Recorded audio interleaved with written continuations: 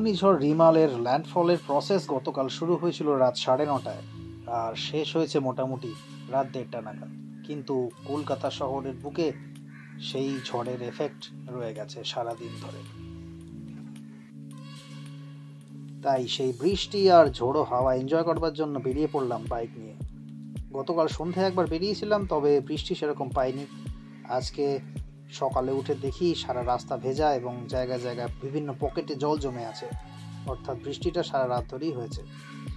তাই এখন বেরিয়ে পড়েছি আশপাশটা ঘুরে দেখবো বলে। মোটামুটি রাস্তা বেশ ফাঁকা, এই সময় যতটা যানবাহন থাকে ততটা নয়, অনেকটাই ফাঁকা। আশেপাশে বিভিন্ন পকেটে বেশ গভীর থেকে অল্প গভীর জল জমে রয়েছে, বেশ লাগছে। আর সেই সঙ্গে বৃষ্টির ফোঁটাগুলো বর্ষার মতো এসে পড়ছে হেলমেট ভাইজারের ওপরে। সেই আওয়াজটা ক্যামেরায় হয়তো অতটা ধরা পড়ছে না, কিন্তু আমার তো দিব্যি লাগছে। এই উত্তর কলকাতার বিভিন্ন গলি ঘুরছি পেরিয়ে আমি এগিয়ে চলেছি রবীন্দ্র ভারতী ইউনিভার্সিটির দিকে। উত্তর কলকাতার এই গলিগুলোর আলাদা একটা গন্ধ আছে, আলাদা একটা নস্টালজিয়া আছে। যাই হোক, এখানে বেশ খানিকটা জমা জল, ক্যামেরায় হয়তো জলের ফোঁটা এসে ভিউ অবস্ট্রাক্ট করছে, আমি ঠিক বুঝতে পারছি না এখন। যাই হোক, সোজা গেলে রবীন্দ্র ভারতী অবধি যাব, তারপরে বিটি রোডের কন্ডিশন দেখে ফার্দার ডিসিশন নিচ্ছি। এখনো অবধি কিন্তু বেশ লাগছে আমার।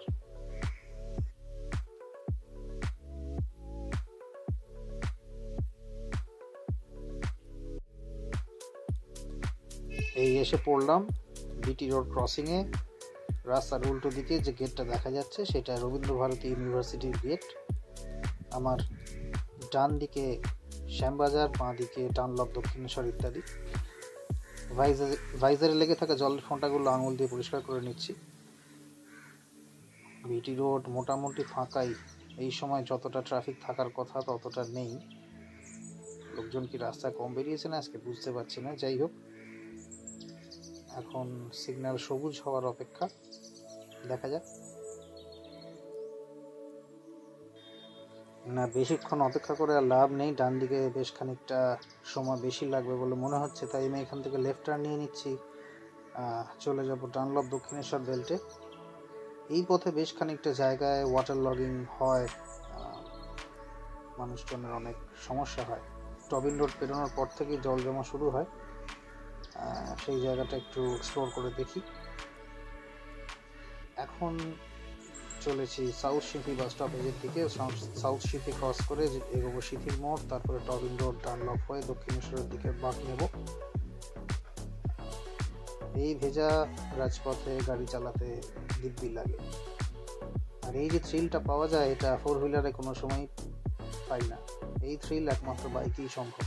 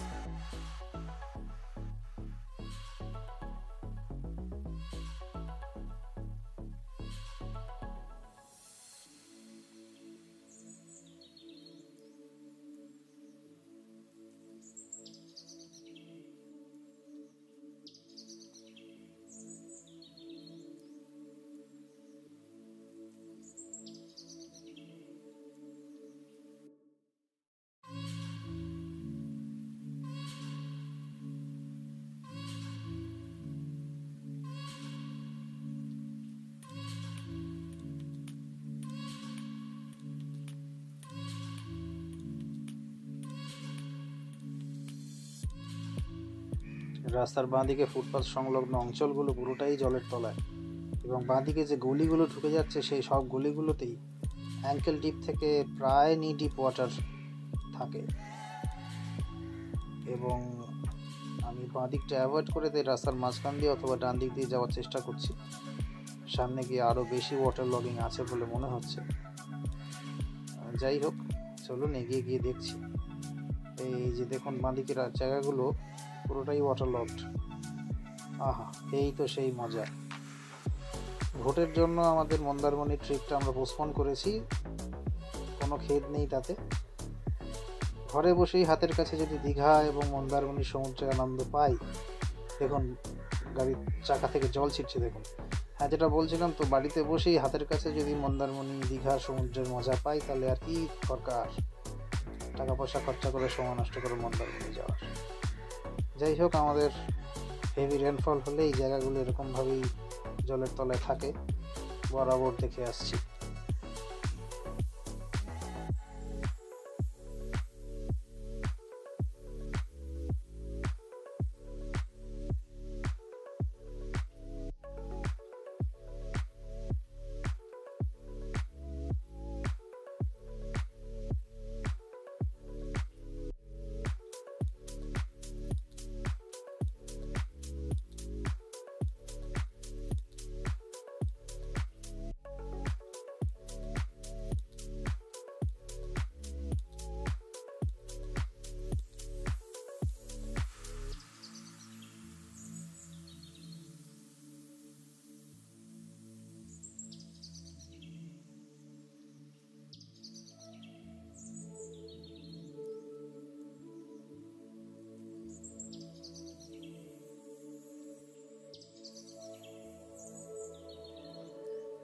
এই বৃষ্টিতে ভিজতে ভিজতে কলকাতার রাজপথে বাইক চালাতে যে মজা পাই, সেই মজা কোনোদিনই 4 হুইলারে পাওয়া সম্ভব নয়।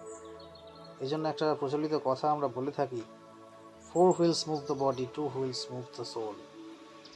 আচ্ছাই হোক, ওনাকে ডিফার করতেই পারেন, কিন্তু আমাকে যদি চয়েস দেওয়া হয় 2 হুইলস অথবা 4 wheels, I will go for the 2 wheels. কারণ যেটা বললাম, এই থ্রিল 2 চাকা ছাড়া সম্ভব না।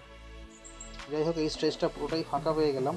এখান থেকে সোজা গিয়ে রাস্তাটা ওয়াইয়ের মতো ভাগ হয়ে যাচ্ছে, সোজা গেলে ব্যারাকপুর, বেলঘড়িয়া ইত্যাদি, আর বাঁ দিকটা চলে যাচ্ছে দক্ষিণেশ্বরের দিকে, দক্ষিণেশ্বর, বালি ব্রিজ, NH2 বা NH16 এইসব দিকে। তো আমি এখান থেকে, এই দেখুন বাঁ দিকে জমে থাকা জল, আমি এখান থেকে বাঁ দিকটাই নেব, লেফট টার্ন নিয়ে মোটামুটি দক্ষিণেশ্বর অবধি যাব। তারপরে সেখান থেকে আলমবাজারের ভিতর দিয়ে ভেতরের রাস্তাগুলো এক্সপ্লোর করবার চেষ্টা করব। চলুন যাওয়া যাক।